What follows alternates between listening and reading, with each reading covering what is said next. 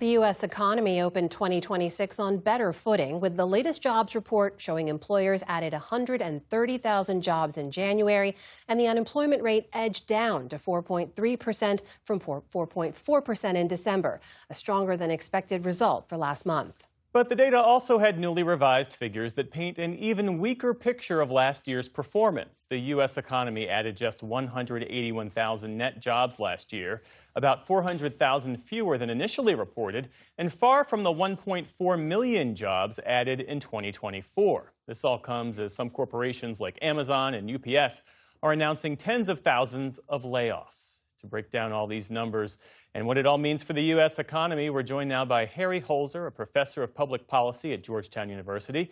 He's a former chief economist for the Department of Labor. Thanks for being here. We appreciate it. Thank you. Nice to be here. So we should say 130,000 jobs added is not a strong number. Not long ago, that number would have been reported as underwhelming. Why have the goalposts shifted?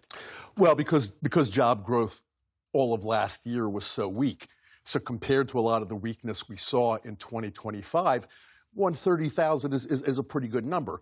So relative to that. But another misleading thing about that, and this has been true for a while, almost all of the job creation is limited to a few key sectors like healthcare, social assistance, and this month, construction and professional services. There were other sectors that actually had job loss. And what are those? What sectors remain under pressure? Last month, we saw declines in information technology, in financial services, and continuing declines in the federal government. The federal government, because of DOGE activities and other cutbacks, federal government shed about 300,000 workers last year. They dropped another 33 or 34,000 last month.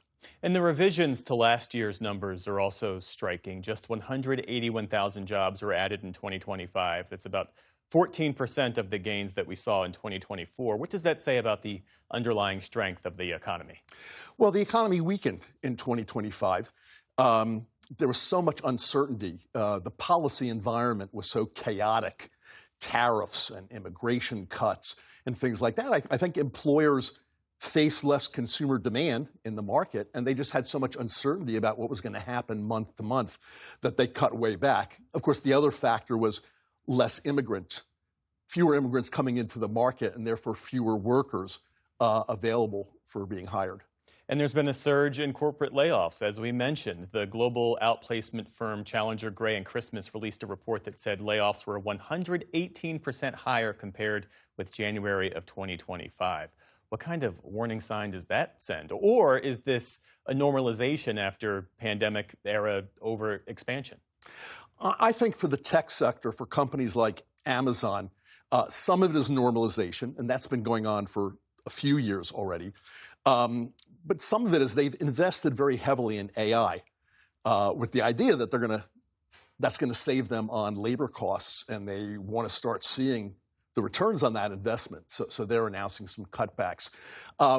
More broadly, we're not seeing an enormous number of layoffs, but they are a bit higher, certainly relative to a year ago, and even relative to last month. You see some uptick in layoffs.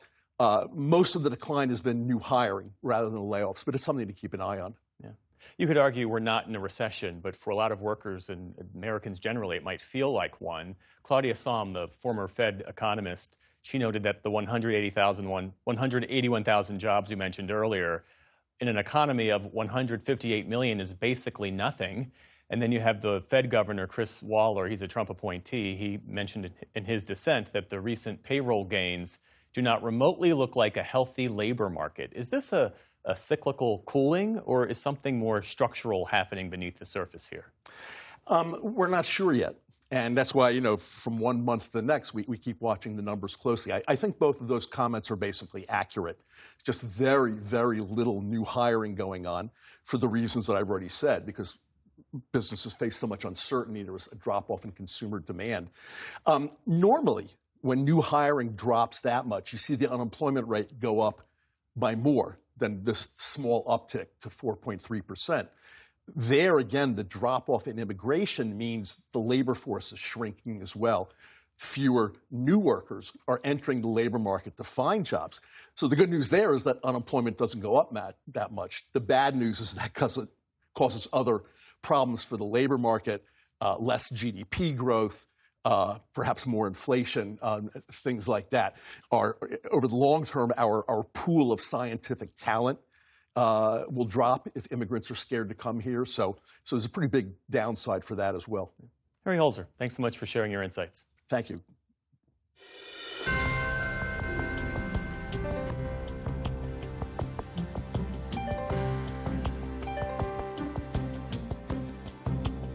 Support journalism you trust. Support PBS News. Donate now, or even better, start a monthly contribution today.